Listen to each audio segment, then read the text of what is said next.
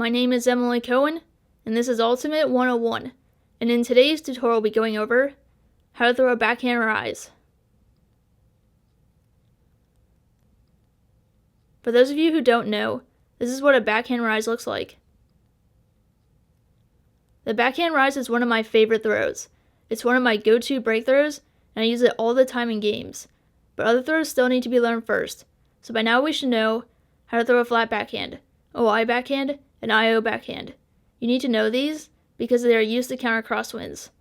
Only knowing a rise doesn't help in a crosswind because it won't go straight. It will turn in the direction of the wind. Once you can adjust for this, then you are ready to learn the rise. So a rise is any throw that ends at a higher position than where it was released. It's a vertical bend. It looks like this. It rises up and ends at a higher point. So if my target is here, I can't aim directly at the target. Our arm is high every time. I have to aim lower than the target so it can bend upwards, like this. In no wind, if you keep the disc flat, it will go straight and fly normal. But in the wind, air is able to get under here and pop it up, making it miss high. So instead you can use a rise and allow that wind to bring it up into the chest. Rises aren't as efficient as flat, but they can work well in the wind. Alright, so let's go back to this chart for a second. So this is a rise approach. The disc ends higher than where it was released.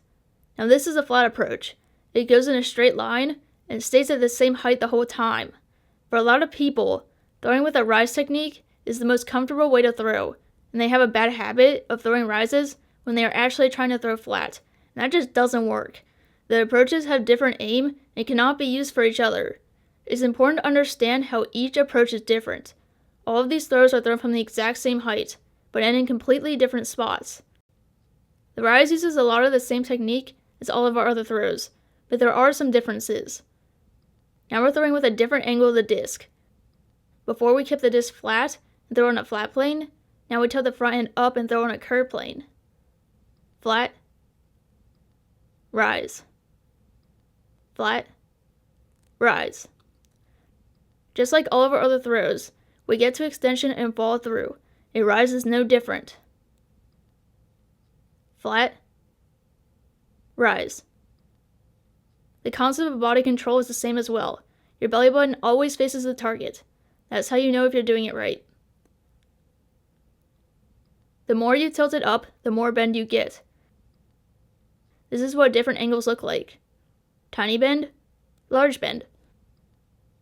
Footwork is a little different. Because rises are usually thrown low, you really have to get the back knee down. It helps lower your body and keep balance. Backhand rises are great for breaks, and your footwork is a big part of this. If you move too slow to try to get into position and make your throw, you'll get blocked. It needs to be fast. In addition, it's important to look downfield and not stare down where you are going. It helps sell the fake. So again, you're looking, boom, make your throw. And that's pretty much it. From here on, it's going to be about practice. Using correct angles, using correct footwork. Making sure you are aiming properly. Giving yourself enough room for it to bend upwards, not aiming directly at the target.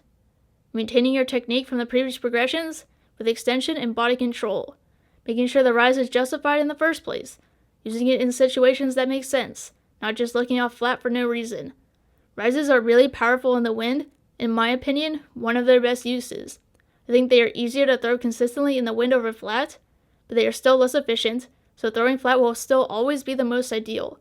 Understanding that not all low throws are rises. Every throw can be thrown from a low position. With every rise, you should be thinking about three things: how far your target is, what angle you're using, and where the aiming point is based off those two answers. Accuracy comes when you can correctly find the aiming point. With practice, you'll gain consistency and be able to throw with confidence in a game. If you still have questions or this video helped you learn the backhand rise for the first time, definitely let me know in the comment section below.